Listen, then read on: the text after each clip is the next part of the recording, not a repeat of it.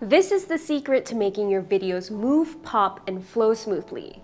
Keyframes. So what are keyframes? You can think of them as an anchor in your video. You have a starting point and an ending point, and InShot does all the magic in between.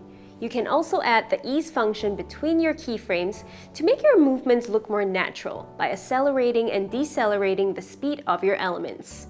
So what ways can we use keyframes? It's easy. The first way is to use keyframes to create a smooth zoom effect.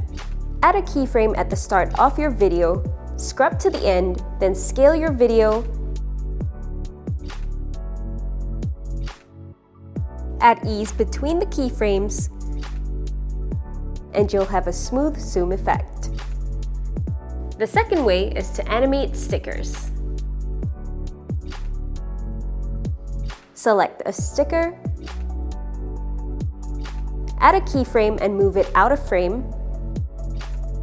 Scrub to the end of the clip, move it to your preferred position. Scroll between the keyframes, tap ease, select the curve that best suits your video, and you've just animated your sticker. The third way is to create a before and after wipe. Import the before clip, tap PIP, import the after clip, press autofill to fit to screen, add a keyframe at the start, tap mask,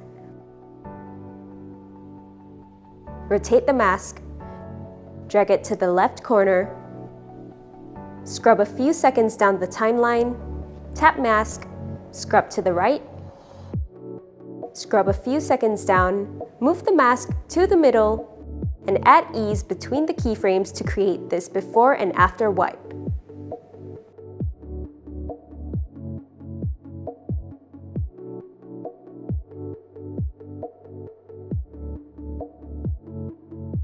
The fourth way is to make rolling end credits. Import a blank clip on InShot, tap text, paste the end credits list, drag to adjust the size of your text, add a keyframe at the start, drag the list to the bottom of the frame till you can't see it, scrub to the end of the timeline, drag the list to the top of the frame, and you'll get this rolling end credits effect just like the movies. Fifth way is to create a light sweep.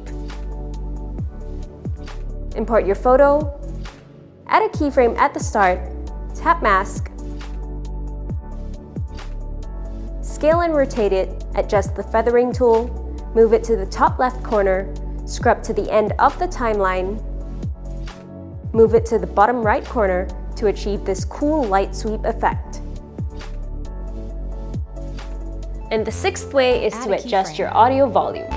Drop the music for your voice, then bring it back up. And you're good to go. Scrub to where the voiceover begins, add a keyframe, drag to lower the volume of your audio, scrub to the end of the voiceover, add a keyframe, turn the music up again. Once that's done, your background music will fade in and out with your voiceover. For your voice, then bring it back up. And you're good to go. And that's it! 6 easy ways to make your edits come to life with keyframes. Try it now!